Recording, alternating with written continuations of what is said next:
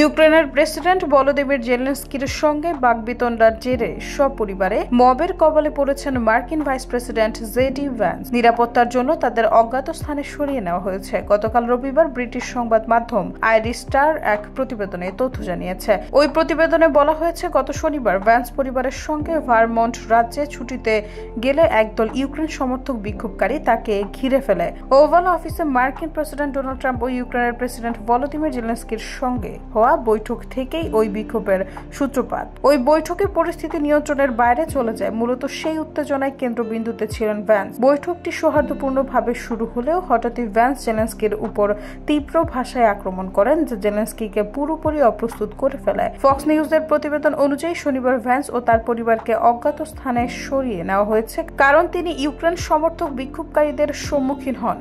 বিক্ষোভকারীরা ক্ষোভে ফেটে পড়ে এবং ভ্যান্সকে উদ্দেশ্য করে তীব্র ভাষায় গালাগাল করে। অনেকে হাতে প্লেকার্ড ধরেছিলেন যেখানে লেখা ছিল, রাশিয়ায় গিয়ে স্কি করো। ওই বৈঠকে যখন জেলেনস্কি কূটনৈতিক সমাধান নিয়ে ভ্যান্সের বক্তব্য জানতে চান, তখন ভ্যান্স পাল্টা বলেন, আমি এমন কূটনীতির কথা বলছি যা আপনার দেশকে ধ্বংসের হাত থেকে বাঁচাবে। জেলেনস্কিকে উদ্দেশ্য করে ভ্যান্স আরো বলেন, প্রেসিডেন্ট, আপনার প্রতি সম্মান রেখে বলছি, আমেরিকান মিডিয়ার সামনে এসে এভাবে বিষয়টি উত্থাপন করা আপনার পক্ষ থেকে অসম্মানজনক। এরপর তিনি অভিযোগ করেন, 2024 সালের প্রেসিডেন্ট নির্বাচনে ডেমোক্র্যাটদের পক্ষে প্রচারণা চালিয়েছে জেলেনস্কি। এছাড়া রাশিয়ার বিরুদ্ধে লড়তে যুক্তরাষ্ট্র যে বিপুল পরিমাণ আর্থিক সহায়তা দিয়েছে তার জন্য জেলেনস্কি যথেষ্ট কৃতজ্ঞতা প্রকাশ করেনি।